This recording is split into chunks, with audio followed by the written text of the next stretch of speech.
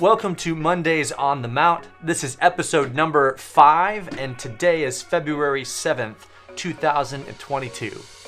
Peace, or in Hebrew, shalom, is a powerful and pervasive theme of the Old Testament. The word shalom refers to a reality that is exactly how God created it. Scott McKnight points out that humans were created as image bearers, and that we were designed to live in peace in 4 different relationships.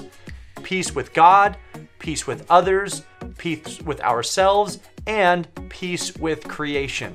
We see shalom most clearly in Genesis chapter 1 and 2, where God creates a perfect world that he looks down upon and says is very good. Unfortunately, this picture doesn't last long, and in Genesis chapter 3, we see this picture of peace, or shalom, that's broken by sin. Cornelius Plantinga said that sin is a disruption of created harmony, and then resistance to divine restoration of that harmony. God hates sin not just because it violates his law, but more substantively, because it violates shalom, because it breaks the peace, because it interferes with the way that things that are supposed to be. God is for shalom, and therefore he is against sin. This is why in the Sermon on the Mount, Jesus tells his followers that they are to be peacemakers. Now, Jesus' word choice here, I think, is very intentional. We are to be peacemakers. I like how Eleanor Roosevelt put it. She said, "It isn't enough to talk about peace. One must believe in it, and it isn't enough to believe in it.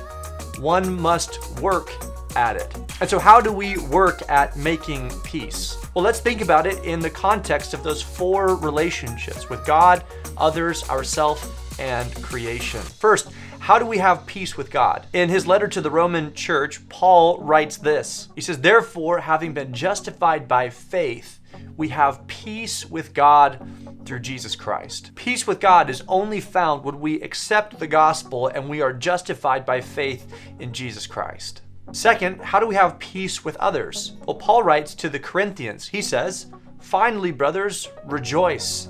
Aim for restoration. Comfort one another. Agree with one another. Live in peace. And then the God of love and peace will be with you." The reality is, whenever we live in community, there will inevitably be conflict. And Paul tells us that we need to actively work to solve problems and to restore relationships that have been damaged, regardless of the cause of the damage. Third, how do we have peace with ourselves? Frankly, we don't talk about loving ourselves and having peace with ourselves much in church.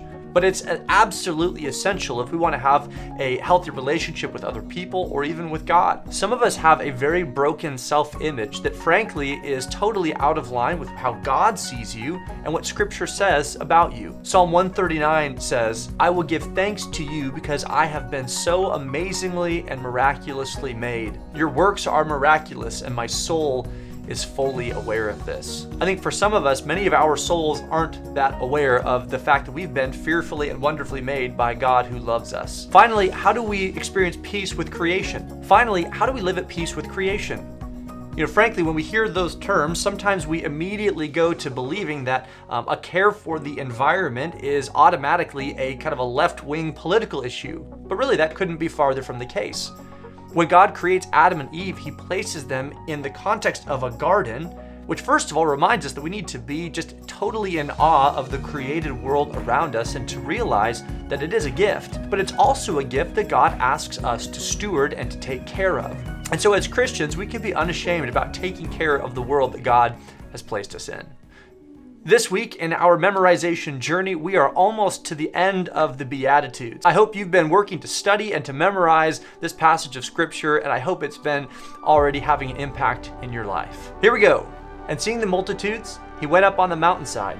And when he was seated, his disciples came to him, and he opened his mouth, and he began to teach them, saying, Blessed are the poor in spirit, for theirs is the kingdom of heaven. Blessed are those who mourn, for they shall be comforted. Blessed are the meek, for they shall inherit the earth.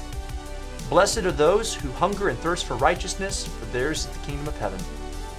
Blessed are the merciful, for they shall obtain mercy. And blessed are the pure in heart, for they shall see God. Blessed are the peacemakers, for they shall be called sons of God. Blessed are those who are persecuted for righteousness' sake, for theirs is the kingdom of heaven. Thanks for joining us this week for Mondays on the Mount.